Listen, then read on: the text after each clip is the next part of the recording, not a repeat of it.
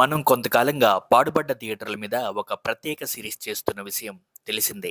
మన గత వీడియోలకు మీరు ఇస్తున్న సపోర్ట్ ఓ మోస్తరుగా బాగానే ఉంది. కాకపోతే డబ్బులే దారి ఖర్చులు కూడా రావట్లేదు. అందుకే ఈ కెమెరా అమ్మేద్దాం అనుకుంటున్నాను. మీలో ఎవరికైనా ఇంట్రెస్ట్ ఉంటే కామెంట్ చేయండి. సరే, అది వేరే విషయం. ఈ రోజు మనం ఖమ్మం నగరంలో ఒకప్పుడు సినీ అభిమానులకు దేవాలయం లాంటి రాఘవ మహల్ వద్దకు వచ్చాను. ఎంతో చరిత్ర కలిగిన ఈ థియేటర్ మీద వీడియో చేయమని మన వ్యూవర్స్ ఎంతో మంది అడిగారు. అంటే ఒక్కరే అనుకోండి. నేను గత కొన్ని రోజులుగా ఆ ఊళ్ళోనే తిష్ట వేసి సమాచారం సేకరించి వీడియో తీసి మీ ముందు పెడుతున్నాను. ఇంకెందుకు ఆలస్యం, వీడియోలోకి వెళ్ళిపోదాం రండి.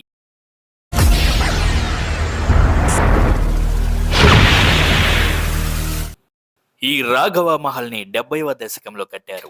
ఆ రోజుల్లోనే ఈ థియేటర్ నిర్మాణ శైలి రాయల్ లుక్తో ఆకట్టుకునేది.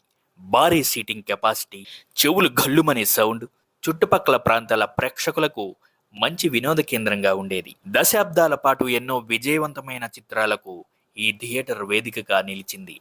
అప్పట్లో ఈ థియేటర్ పేరు చెప్పగానే సినీ అభిమానులకు ముందుగా గుర్తొచ్చే పేరు నటరత్న ఎన్టీఆర్. ఈ థియేటర్లో ఆయన సినిమా పడితే అది 100 రోజుల బొమ్మే.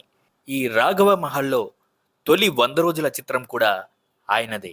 అదే నటరత్న ఎన్టీఆర్, సూపర్ స్టార్ కృష్ణ కలిసి నటించిన సంచలన మల్టీ స్టారర్ దేవుడు చేసిన మనుషులు. అన్ని ముఖ్య కేంద్రాలతో పాటు ఇక్కడ కూడా 100 రోజులు ఆడి రికార్డు సృష్టించింది.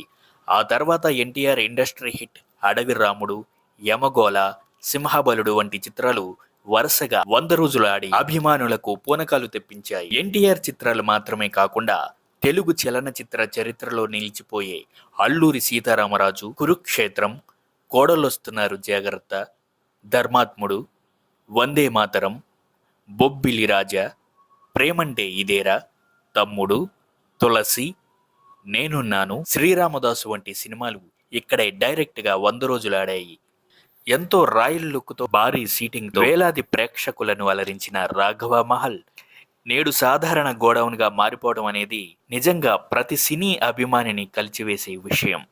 ఇలా ఎన్నో థియేటర్లు నిర్వహణ భారం వల్ల లేక ఆస్తి గొడవల చేత గాని ఇలా నిరుపయోగంగా పాడుబడిపోతున్న థియేటర్లు మీ ప్రాంతంలో కూడా ఉండే ఉంటాయి. అలాంటి థియేటర్ల గురించి కామెంట్లో సమాచారం ఇవ్వచ్చు. ఈ థియేటర్తో మీకున్న జ్ఞాపకాలను కూడా కామెంట్లో పంచుకోండి.